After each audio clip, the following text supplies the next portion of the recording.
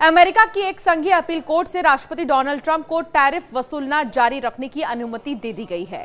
Court ने emergency power यानी कि आपातकालीन शक्तियां कानून का प्रयोग कर गुरुवार को अमेरिकी समय ये अहम आदेश पारित किया गया है।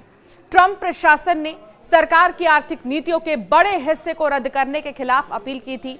कोर्ट ने ट्रंप प्रशासन की आपातकालीन याचिका पर इस तर्क को स्वीकार कर लिया है, जिसमें सरकार ने कहा कि संघीय व्यापार कोर्ट के निर्णय पर रोक लगाना अमेरिका की नेशनल सिक्योरिटी के लिए जरूरी है। दरअसल कोर्ट ने अमेरिकी राष्ट्रपति डोनाल्ड ट्रंप को आपातकालीन शक्तियों के कानून के तहत टैरिफ लेने की अनुमति दी है। ट्रंप के प्रशासन ने उनकी प्रमुख आर्थिक नीतियों के बड़े हिस्से को रद्द करने के आदेश के खिलाफ अपील की थी। कोर्ट ने ट्रंप प्रशासन की आपातकालीन याचिका को स्वीकार कर लिया था। इसमें तर्क दिया गया था कि रोक लगाना देश की राष्ट्रीय सुरक्षा के लिए महत्वपूर्ण है। कोर्ट ने एक दिन पहले जारी संघीय ट्रेड कोर्ट के आदेश को अस्थायी रूप से रोक दिया। ट्रंप कई मुकदमों का सामना कर रहे हैं, जिसमें तर्क दिया गया है कि टैरिफ उनके अधिकार से परे है और देश की ट्रेड पॉलिसी को उन पर निर्भर करके छोड़ दिया है। अमेरिकी इंटरनेशनल ट्रेड कोर्ट के 3 न्यायाधीशों के पैनल ने बुधवार को फैसला सुनाया कि ट्रंप ने 1977 के अंतर्राष्ट्रीय आपातकालीन आर्थिक शक्ति अधिनियम को लागू करके नेशनल इमरजेंसी की घोषणा करके और दुनिया के लगभग हर देश से आयात पर टैरिफ लगाकर अपने अधिकार का अतिक्रमण किया है। यह फैसला ट्रंप के लिए एक बड़ा झटका था, जिनकी अनिश्चित व्यापार नीतियों ने वित्तीय बाजारों को हिला कर रख दिया है, अनिश्चितता के साथ व्यवसायों को पंगु बना दिया है और उच्च कीमतों और धीमी आर्थिक वृद्धि की आशंकाओं को बढ़ा दिया है।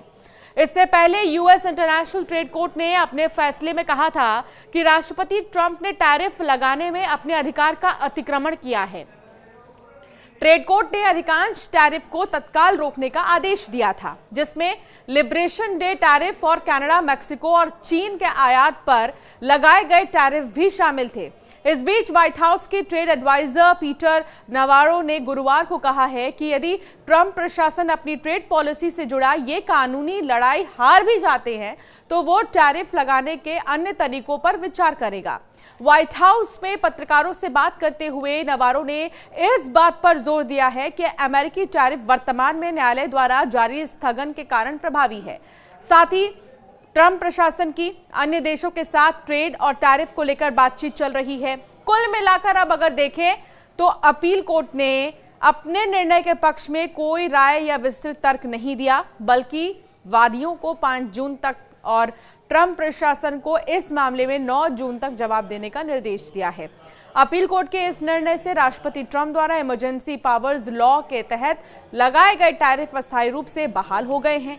हालांकि इस मुद्दे पर आगे की कानूनी कार्रवाई अभी फेडरल अपील कोर्ट में लंबित है। आपका क्या मानना है, जरूर हमें कमेंट कर बताएं।